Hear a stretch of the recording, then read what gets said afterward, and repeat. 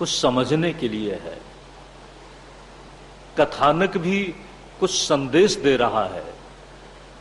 नहीं तो आपने इतिहास जान लिया और इतिहास जानने के साथ उनसे उनके मर्म को न लिया तो फिर श्रीमद् भागवत की कथा अपने आप में सुना तो सही, लेकिन भगवान न आया, भक्त की कथा सुनी और भक्ति न जगी। श्रीमद् भागवत में इतिहास का भी निरूपण हुआ है, वंश परंपरा का भी निरूपण हुआ है, उसका व्याख्यान मैं करने जा रहा हूं। लेकिन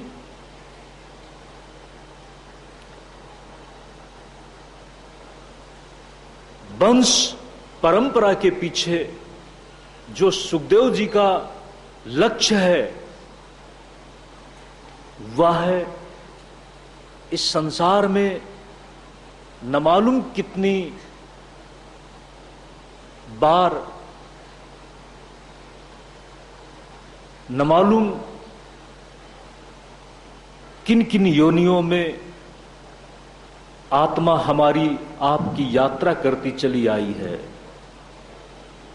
कभी ये आत्मा कीट पतंग योनि की यात्रा में से गुजरी, कभी पशु पक्षी के रूप से गुजरी, और कभी ये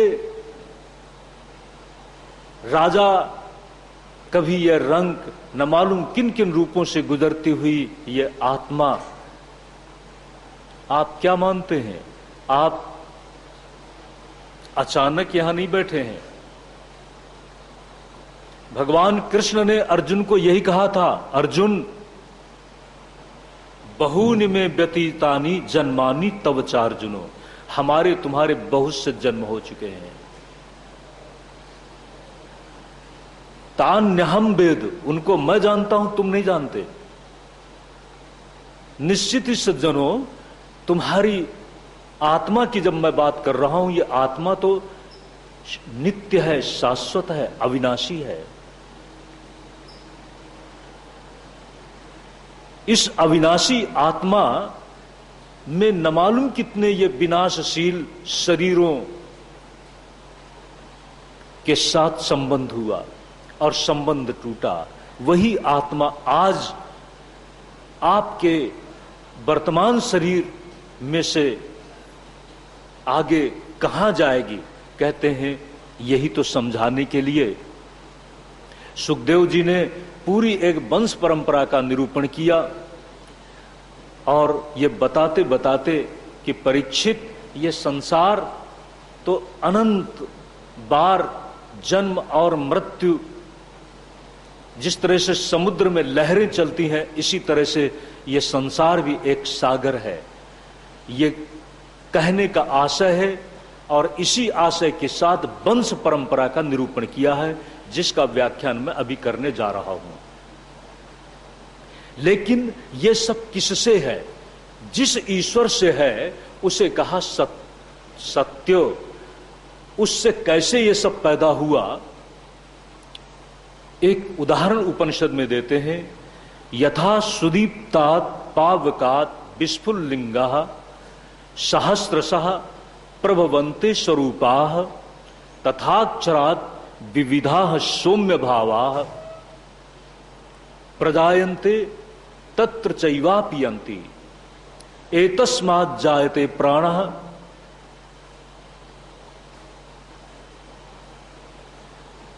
जिस तरह से कहा, आप प्रज्वलित अग्नि देखते हैं, अग्नि से चिंगारियां पैदा होती हैं, उसी प्रकार से तेजोमय उस सत तत्व से ये संसार जन्म लेता है। आप कहें ये कैसे? आप अपने आप में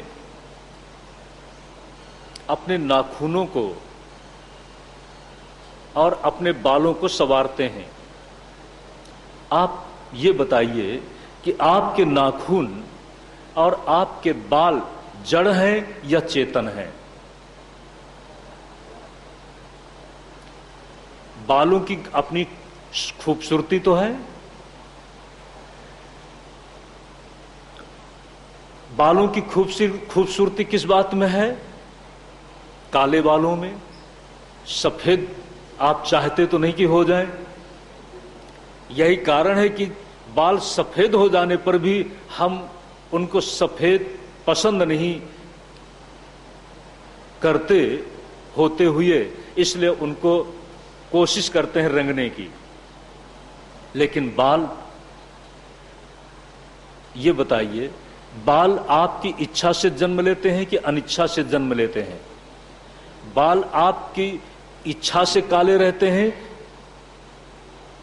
नहीं, ना आपकी इच्छा से काले रहते हैं, ना आपकी इच्छा से जन्म लेते हैं।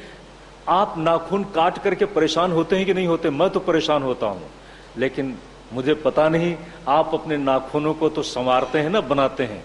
माताएं बहुत अच्छा नाखून बना लेती हैं, लेकिन बड़ी मुश्किल है, बार बार पॉलिश लगानी पड़ती है, बार बार उनको घिसना पड़ता है। क्यों? आप चाहते हैं जैसा रखना, वैसा रख नहीं पाते। आप नहीं चाहते, वैसा कुछ हो रहा है। ध्यान देना सज्जनों, ये सब आपके ज्ञात और अज्ञात रूप में, आपके इच्छा और अनिच्छा से कोई संबंध न रखता हुआ निरंतर घटित हो रहा है। इसी तरह से उस ईश्वर के इच्छा तंत्र में, उसकी लीला में ये संसार अनेक विध रूप में जन्म ले रहा है। ध्यान दें, उस ईश्वर को ही यहां पर उन्होंने विराट रूप में बताया। विराट रूप में बताने के साथ उसको ध्यान कैसे करोगे? एतस्मात् जायते प्राणः मनः सर्वेन्द्रियाणि च खम वायु ज्योतिरापा पृथ्वी विश्वस्य धारिणी। ये विराट पुरुष का रूप बताते हुए अग्निर्मूर्धा चक्षुषी चंद्र सूर्यो, उस परमात्मा की ही मानो ये सूर्य चंद्र नेत्र हैं। अर्जुन ने जिस समय भगवान के विराट रूप को देखा था, आपको समझने के लिए, भगवान ने कहा था, अर्जुन ये सारा संसार मुझ में ही समाहित है, मैं ही चारों तरफ, मैं सबके अंदर अहम आत्मा गुडाकेश सर्वभूताशय स्थिता, ऐसा उन्होंने बताया। रसो हम अपसु जीवनम सर्वभूतेषु, मैं ही सब में हूं। लेकिन अर्जुन को विश्वास नहीं हुआ। ध्यान दें, अर्जुन को भगवान ने अपना वह रूप दिखाया जिस रूप में अर्जुन ने देखा कि सारा संसार मौजूद है। इसी का नाम है विराट रूप। इसी विराट रूप को पहले सुखदेव जी महाराज ने परीक्षित के सामने व्याख्यान किया। विराट स्वरूप का निरूपण करने के बाद, ये किस रूप में विराट स्वरूप को आप देखेंगे? ये संसार, और इस संसार का मूल है परमात्मा। जिस तरह से आपके सामने ये वट वृक्ष है, आपको पता है वट वृक्ष किसमें पैदा हुआ? वट वृक्ष जो आज आपको दिख रहा है, वृक्ष जो आज इतना बड़ा आकार रूप में आपको दिख रहा है, सबसे प्रारंभ में यह कैसा रहा होगा? छोटे से के रूप में। और बीज कहां पड़ा था? मिट्टी में। जब मिट्टी में बीज था तब वृक्ष नहीं था, कुछ भी नहीं था। बीज टूटा, बीज का विस्फोट हुआ, और बीज का विस्फोट होने के साथ बीज का अंकुरण हुआ, और एक अंकुर नीचे की तरफ गया और दूसरा अंकुर ऊपर की तरफ आया। जो ऊपर की तरफ आया, धीरे धीरे आपने देखा है किसी वृक्ष को? आपने कभी कोई वृक्ष का आरोपण किया? आरोपण अगर किया है, नहीं किया तो कोई बात नहीं, आपने देखा तो है ना। वृक्ष कैसे विकसित होता है, बड़ा होता है। जब वृक्ष बड़ा हो गया, आपको पता भी नहीं चलता है। ध्यान दें सज्जनों, बड़ा ये संसार रहस्यमय है। जिस तरह से एक वृक्ष का इतना बड़ा विस्तार वृक्ष को भी पता नहीं है, लेकिन उसका आधार क्या है? मूल। इसी तरह से संसार रूपी वृक्ष का मूल क्या है? कहां है? ऊर्ध्वमूलम। ध्यान दें सज्जनों, ऊर्ध्वमूलम कैसे है? आपका मूल कहां है? आपके अपने ही शरीर में आपकी संपूर्ण प्रवृत्तियों का नियामक मैं कहां रहता है? मैं यहां रहता है ना, नीचे पैरों में तो नहीं है, यहां है। संपूर्ण प्रवृत्तियां आपके मूल से जन्म लेती हैं। वह मूल कौन है? आपका मैं। मैं में ही तो परमात्मा छिपा है, मैं में ही तो चेतना है। और मैं जब आपका उच्चारण होता है, ध्यान दें, जब आप सो जाते हैं तो मैं आपका कहां होता है? मैं नहीं होता, लेकिन मैं चेतन रूप में रहता है। आप जब स्वप्न देखते हैं तो आपको इस शरीर का ख्याल है? ख्याल नहीं है, लेकिन आप स्वप्न देखते हैं। और ध्यान दें, आप स्वप्न भी नहीं देख रहे, जगे हुए भी नहीं हैं और प्रगाढ़ निद्रा में हैं, तब आपका मैं है या नहीं? मैं तो है। उस मैं में शरीर के साथ बोध नहीं है, स्वप्न के साथ मैं साक्षी नहीं है गहरी निद्रा में, लेकिन मैं तो है। अगर मैं न होता तो जगता कौन? ध्यान दें सज्जनों, जिस समय अब 3 अवस्थाओं से ऊपर है मैं, उसी मैं का नाम है तुरीय चिन्मय ब्रह्म तत्व। लेकिन उस समय भी आपका तुरीय चिन्मय ब्रह्म तत्व अज्ञान के आवरण में है। ध्यान देना सज्जनों, अज्ञान के आवरण में। जब आप सो गए हैं तब आप हैं तो सही, लेकिन न तो आपको अपना पता है, न संसार का पता है, कुछ भी पता नहीं। जब आप सो जाते हैं गहरी निद्रा में तो आपकी चेतना तो है, लेकिन कुछ भी पता नहीं है। लेकिन ध्यान दें सज्जनों, समाधि में भी न तो संसार है, न स्वप्न है और निद्रा भी नहीं है, लेकिन समाधि में अस्ति ब्रह्म। मैं खो गया, मैं जिस ब्रह्म में है, अब मैं का व्यवहार नहीं हो रहा, लेकिन एकमात्र चिन्मय ब्रह्म है। ध्यान देना सज्जनों, वह चिन्मय ब्रह्म आप सबके अंदर मूल रूप से छिपा हुआ है। वही चिन्मय ब्रह्म इस संसार के हर रूप में, हर आकृति में, हर व्यवस्था में अधिष्ठान बन करके, आधार बन करके सबको धारण किए हुए है। इस सब को धारण करने के कारण ही उसे कहा है ब्रह्म। ध्यान दें, उसी ब्रह्म को ध्यान कैसे करोगे? वह ब्रह्म ही ध्यान करने के लिए एक रूप ले लेता है। जब रूप ले लेता है तो रूप का ध्यान आप कैसे करोगे? कल आपको बताया था, उस रूप का जब ध्यान आप करना चाहते हैं तो किस रूप में करोगे? चलो शिव के रूप में करो, बाबा जी का रूप ध्यान कर लो। जटाजूटधारी, गंगा बह रही है, गले में सर्पों की माला और रुद्राक्ष उनकी बाहुओं में, व्याघ्र चर्म में बैठे हुए ध्यान में बाबा जी मस्त हैं। ये बाबा जी का ध्यान हुआ। अगर भगवान नारायण का ध्यान करना है तो पीतांबर धारण किए हुए भगवान वासुदेव कृष्ण का ख्याल कर लो। अगर कृष्ण का आपको ख्याल करना है, अभी मैं कृष्ण का ख्याल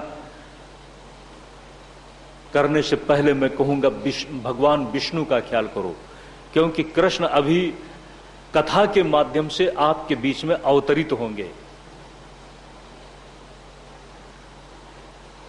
ऐसे तो कृष्ण अवतरित क्या होंगे, वह तो नित्य ही है, पर भगवान कृष्ण का जो प्रथम रूप है भगवान विष्णु का, उसका ख्याल करो। भगवान विष्णु आपके सामने खड़े हैं। उनके शरीर का रंग कैसा है? थोड़ा सा नीला नीला, सोने का मुकुट, पीतांबर धारण किए हुए, 4 भुजाएं, शंख चक्र गदा पद्म उनके हाथों में है, और बड़ी ही मनोहर, बड़ी ही कृपापूर्ण दृष्टि से आपके सामने खड़े हों। जिस तरह से ध्रुव के सामने भगवान विष्णु, ध्रुव की तपस्या जब पूरी हुई तो भगवान आ गए। तुम्हारे सामने भी आ सकते हैं, आज नहीं तो कल आएंगे निश्चित ही, लेकिन अगर तुम्हारी साधना और उपासना चलती रहे, ध्रुव की साधना चली थी, चलती रही, भगवान को आना पड़ा। तो जब भगवान का आप ये ध्यान कर रहे हो, कल आपको बताया था, भगवान का ध्यान आप कब करोगे? भगवान का ज्ञान आपको हो जाए। भगवान का जब ज्ञान हो जाए, किस रूप में हो जाए कि अब भगवान ही मेरे लिए परम श्रेयस्कर है। परीक्षित जी को लगा कि अब मेरे लिए कौन परम श्रेयस्कर है, वह कैसे सिद्ध होगा? इसी प्रश्न के साथ सुखदेव जी महाराज भगवान के विराट स्वरूप का वर्णन किया और भगवान को कैसे ध्यान किया जाना चाहिए। उन्हीं में ये अतल वितल सुतल तलातल रसातल महातल पाताल सब, और ये भूमंडल, ये देव अंतरिक्ष, जिसको भूर भुवः स्वः महा जनः तपः सत्यम, ये सप्त व्याहृतियों के साथ सप्तदश भुवन के रूप में बताया गया। संपूर्ण विश्व ब्रह्मांड संपूर्णता के साथ उसी परमात्मा में है, और वही परमात्मा अवतरित हो जाता है। अवतरित होकर के अपने आप में लीलाएं करता है। तो उस लीला में परमात्मा का ध्यान करो, भगवान विष्णु का ध्यान करो, किसी का भी ध्यान करो, वही परम श्रेयस्कर है। ये सुखदेव जी महाराज ने परीक्षित को बताया, और बताने के साथ परमात्मा अवतार ले लेता है। ये मैंने कल आपको बताया, परमात्मा ने किस तरह से कितने अवतार लिया। करीब 24 अवतार ले चुका है परमात्मा, 24वां अवतार होने वाला है। कल इसकी संख्या हुई थी, ध्यान दें। सुखदेव जी महाराज के सामने जब परीक्षित का मन ईश्वर की भावना में मग्न हो गया, तो सुखदेव जी महाराज ने देखा कि अब ठीक है। इसी के साथ उन्होंने ये संसार का विस्तार कैसे हुआ, ये सृष्टि कैसे हुई, इसका उन्होंने निरूपण किया। आप मन में कहें ये क्यों किया, ये सब बताने की जरूरत क्या थी? इसलिए कि संसार की पूरी व्यवस्था को देखकर संसार के आश्रय, संसार के अधिष्ठान में मन तन्मय हो जाए, मन निर्भ्रांत हो जाए। सब कुछ जानने के बाद भी अब कुछ जानने के लिए न तो बाकी रहा और न जानने की अब जरूरत है। आप कब कहते हैं अब मुझे इस चीज की जरूरत नहीं है? ध्यान दें सज्जनों, आप जब कहते हैं अब मुझे इस चीज की जरूरत नहीं है, तो इसका मतलब है वह चीज आपको मिल चुकी है। और जब मिल चुकी आपको लगा जरूरत नहीं, तो उसको आप छोड़ देते हैं। पहले आपने पकड़ा तो था, पकड़ करके अधिकार में आ गई, फिर आपने अधिकार को छोड़ दिया, इसका नाम है त्याग। और मिला ही नहीं है तो उसका त्याग किस बात का? ध्यान देना सज्जनों, इसीलिए परीक्षित जी को सुखदेव जी महाराज सृष्टि का प्रसंग लेकर के न मालूम इस भूमंडल में न मालूम कितने वर्ष हैं, न मालूम कितने खंड हैं, न मालूम कितने राजवंश हुए, इन सब का उन्होंने निरूपण किया है। ध्यान दें, उसी प्रसंग में आपको ये मैं बता रहा हूं क्यों किया। इसलिए किया कि परीक्षित का मन अब किसी भी तरह से इधर उधर जानने की उत्सुकता से जाए ही नहीं।